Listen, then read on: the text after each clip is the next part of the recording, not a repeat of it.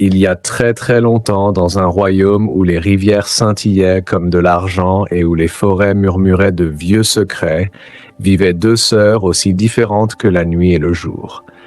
La première était la princesse Elara, connue dans tout le royaume comme la princesse silencieuse, car jamais une seule parole n'était sortie de ses lèvres. Elle était calme, observatrice et portait en elle une aura de mystère qui faisait baisser la voix même aux chevaliers les plus courageux. La seconde était la princesse Lyanna, la plus jeune, surnommée la princesse bavarde. Ses mots coulaient comme une rivière, rapide, inépuisable et plein de vie. Elle pouvait transformer le silence en rire, remplir les salles d'histoire et enchanter même les gardes les plus sévères avec son bavardage sans fin. Bien qu'elles s'aimassent profondément, elles étaient souvent mal comprises. À la cour, on admirait l'intelligence de Lyanna, mais on la jugeait frivole. On respectait le silence d'Elara, mais on la croyait froide et distante. La vérité, pourtant, était bien plus profonde.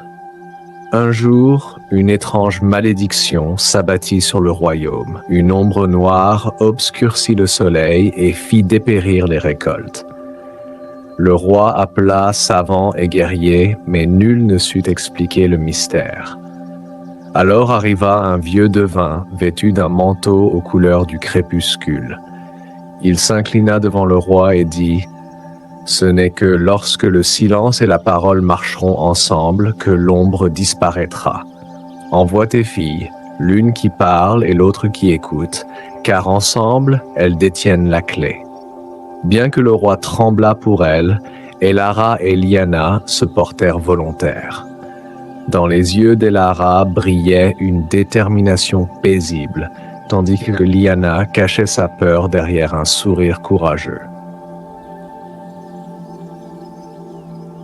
Leur voyage les mena à la forêt des murmures, où les arbres se penchaient comme pour confier des secrets. Lyanna bavardait pour calmer son inquiétude. « Penses-tu que l'ombre soit une bête ou peut-être une sorcière ?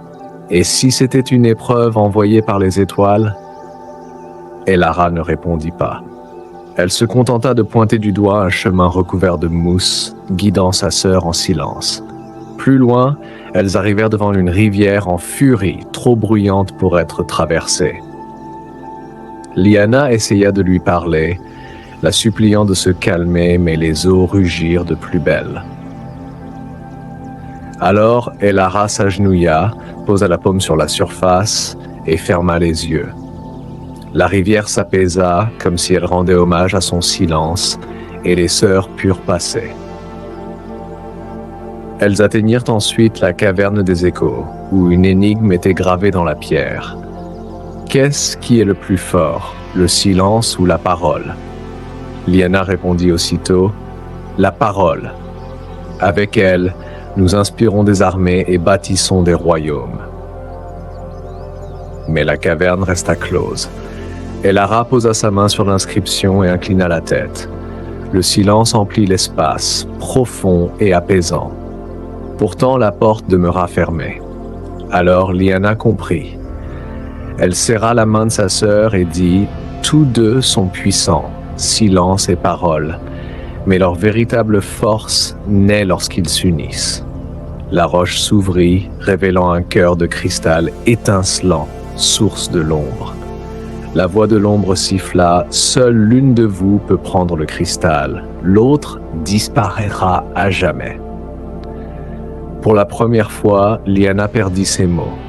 Alors Elara avança, prit la main de sa sœur et, pour la première fois de sa vie, murmura un seul mot, « Ensemble ».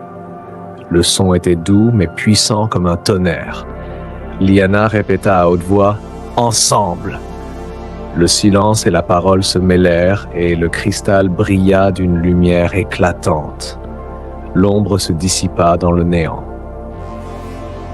Tout le royaume célébra leur retour. Plus personne ne se moqua du bavardage de Lyanna, car on comprit que ses mots portaient du courage. Et plus personne ne craignit le silence d'Elara, car on y reconnut une grande sagesse. Les deux sœurs devinrent un symbole d'équilibre, car le silence sans parole est vide, et la parole sans silence n'est que bruit. Ainsi, la princesse silencieuse et la princesse bavarde régnèrent côte à côte, guidant leur peuple à la fois par les mots et par le silence. Conclusion. Et voilà, cher auditeur, cette histoire que tu dois garder en mémoire chaque fois que tu doutes de la force de ta voix ou de ton silence. Parfois, le monde a besoin de tes paroles, et d'autres fois, de ton calme. Le secret n'est pas de choisir entre les deux, mais de savoir les unir. Si ce conte a touché ton cœur, partage-le avec quelqu'un qui parle trop ou avec quelqu'un qui se tait trop. Peut-être qu'ensemble, ils trouveront leur propre magie. Et comme disent les anciens conteurs, à l'image de la princesse silencieuse et de la princesse bavarde, que ta vie brille plus fort lorsque silence et parole avancent main dans la main.